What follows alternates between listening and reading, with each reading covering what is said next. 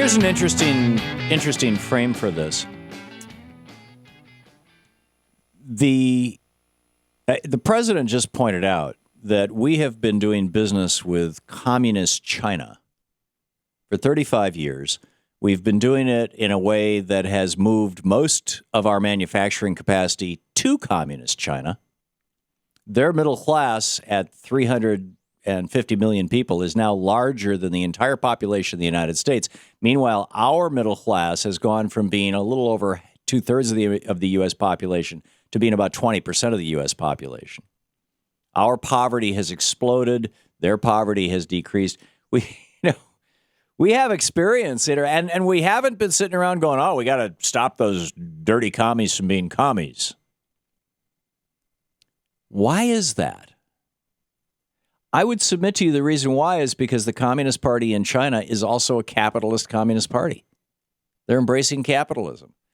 You know, this in a very real way, what's going on right now, what is happening on this historic day, here we are, December 17th, 2014, on this historic day, much like the day in 1961 when this embargo was declared, or when the Cuban Missile Crisis happened, or when the Bay of Pigs invasion happened, any of those little landmarks, milestones that happened in 61, 62 there, that all of this is us waking up from the fog, the fevered fog of Richard Nixon. We talk about how maybe we should prosecute George W. Bush for treason or for murder, for lying us into wars and all these kind of things. And there's a lot of rhetoric about how consequential the Bush presidency was, how its effects are going to linger for years. The $3 to $6 trillion on Iraq and Afghanistan, the lives of the soldiers, our reputation around the world, and particularly in the Middle East, and an entire country covered with depleted uranium that's having an explosion of birth defects and all this kind of stuff. George Bush's presidency is going to affect the United States for the next 50 or 100 years. Similarly, Richard Nixon being vice president of the United States, Richard Nixon being vice president from 1952 until 1960 under Dwight Eisenhower, pushed Jack Kennedy to take this very, very anti-Castro position in the election of 1960.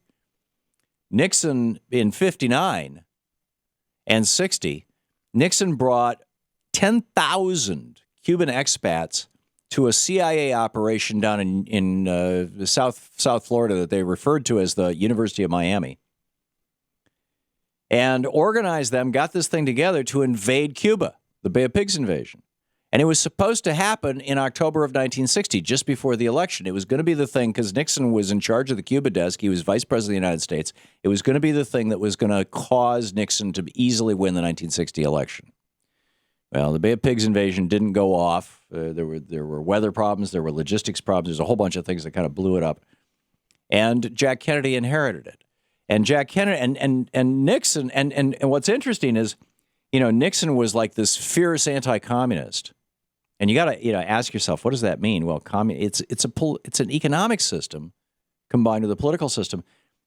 Why are we so hysterical about a country having an economic system where you can't have billionaires, but everybody has health care, everybody has a place to live, everybody has a free education? That's basically what we were doing. We were saying, oh my God, we can't have this.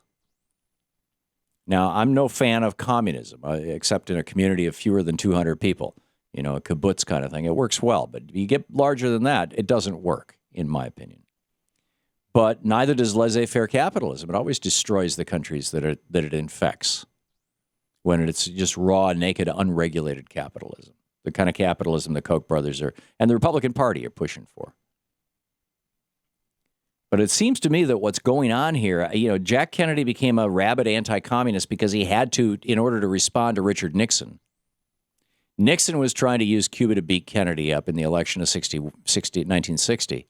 Nixon was again in 1963 beating Kennedy up about the fact that Cuba was still communist and getting ready to run against Jack Kennedy again in 1964. And this was going to be the cornerstone of his run for the White House.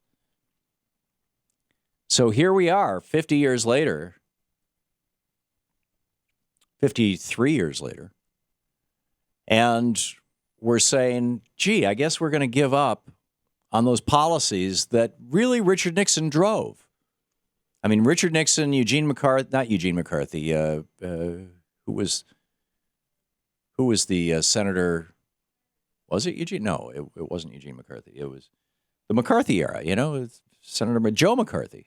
Joe McCarthy, all these guys, these crazy right-wing whack jobs. Daddy Koch, Fred Koch, starting the John Birch Society. They were all about hating communists. It seems to me that what's going on is we are now waking up. We're waking up from I said a little earlier, had you asked me back in the 70s or 80s or 60s even, if the day would ever come when I could legally smoke pot in Washington, D.C. and then hop on a plane to Cuba, I would have said, no way. Here it is today.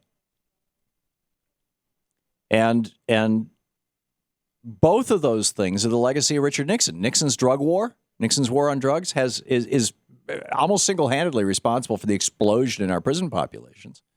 And Nixon's war on communism that he started in 1952 when he was running as vice president with Eisenhower, and then he really banged that drum all the way up through the 70s.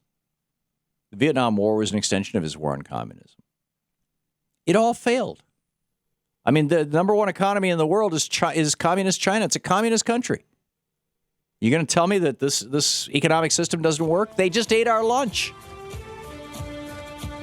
So anyhow, I see this as a truly historic moment. I'm curious your thoughts on this. I think this is a good thing, although I confess a certain ambivalence, because I was always impressed by a little island country being able to be so resilient and have more, export more doctors than anything else.